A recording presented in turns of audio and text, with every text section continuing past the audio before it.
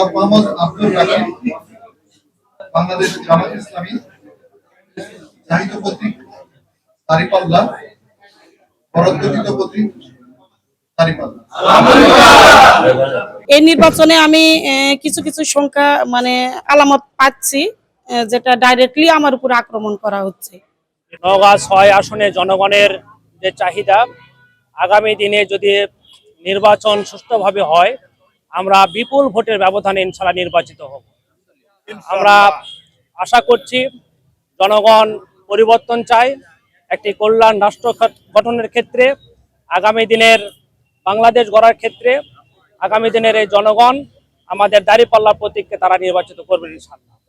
আগামীকাল থেকে নির্বাচনী প্রচারণা শুরু হবে।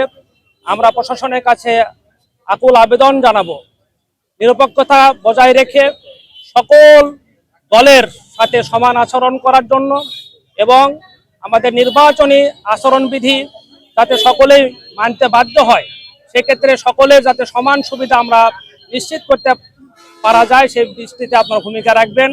এবং আপনাদের কাছে অনুরোধ থাকবে যে আপনারা প্রশাসনিকভাবে লিভিং প্লেইং ফিল্ড রক্ষা করার জন্য সকলের সাথে সমান আচরণ করবে। তবে আমাদের সাথে যদি কোনো অন্যায় আচরণ করা হয়, সাধারণ জনগণ কিন্তু কাউকে ছাড় দিবে না।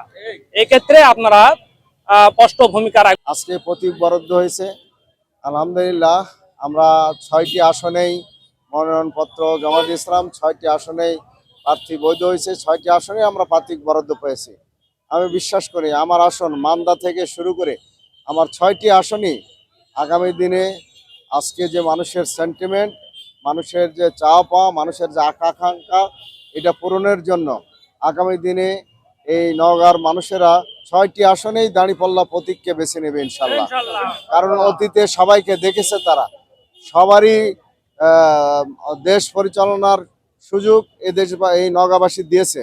আমরা বিগত দিনে যারা সরকার ছিল তারা মানুষের আশা আকাঙ্ক্ষা পূরণ করতে ব্যর্থ হয়েছে। আমরা বিশ্বাস করি বাংলাদেশ জামাত ইসলামী আগামী দিনে সবাইকে নিয়ে একটি নতুন মানবিক এবং বৈষম্যমুক্ত একটি দেশ এবং এই মান্দা এবং নওগাঁ আমরা উপহার দিব জনগণকে ইনশাল্লাহ। আমি আশাবাদী মানুষের যে স্বতঃস্ফূর্ত আজকে সাড়া, তাতে আমরা শতভাগ আশাবাদী মান্দা আসন সহ আমরা সব আসনে বিজয় লাভ করবো ইনশাল্লাহ।